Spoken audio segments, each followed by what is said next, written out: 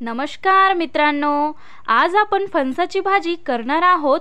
कोणाला फणसाची भाजी आवडत नाही, कारण ते भाजी खायला थोडी गोड लागतात, म्हणून तुम्ही या पद्धतीने भाजी करून बघा आणि त्याआधी चॅनलला देखील सबस्क्राइब करा। चला तर मग लवकरात लवकर झणझणीत अशी फणसाची भाजी करण्याकरिता सुरुवात करूया। सर्वात आधी तर फणस घेऊन फणस स्वच्छ पाण्याने धुवून घेतले आहेत। त्यानंतर ग्रेव्हीसाठी लागणारे काही मसाले तव्यावरती भाजून घेत आहे। मसाल्यामध्ये 2 कांदे उभ्या पद्धतीने चिरून घेतलेले आहेत, 3 ते 4 लसणाच्या पाकळ्या घेतलेल्या आहेत आणि खोबऱ्याचे काप, खसखस, धने, जिरं हे सुद्धा सोबतच भाजून घेत आहेत। कढईमध्ये तेलासोबत हळद सुद्धा ॲड केली आहेत।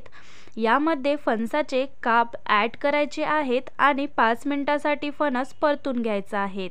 फणस तेलामध्ये परतल्याने फणसाचे जे चिकटपणा राहतो ते निघून जातो।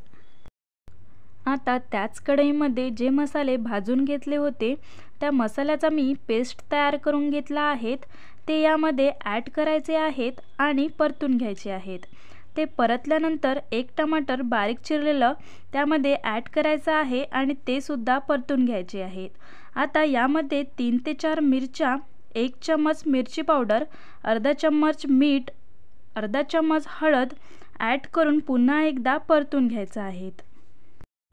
ते झालं की फणसाचे काप यामध्ये ॲड करायचे आहे आणि त्या फणसाच्या कापाला मसाले लागतपर्यंत फिरवून घ्यायचा आहे आणि 5 मिनिटांसाठी परतून घ्यायचं आहे। आता यामध्ये थोडं पाणी ॲड करून हे पुन्हा एकदा आपल्याला 10 मिनिटांसाठी शिजवून घ्यायचं आहे। चला तर मग झणझणीत अशी फणसाची भाजी होऊन रेडी आहेत। अशा पद्धतीने तुम्ही एकदा तरी भाजी करून बघा, न खाणारे सुद्धा खातील।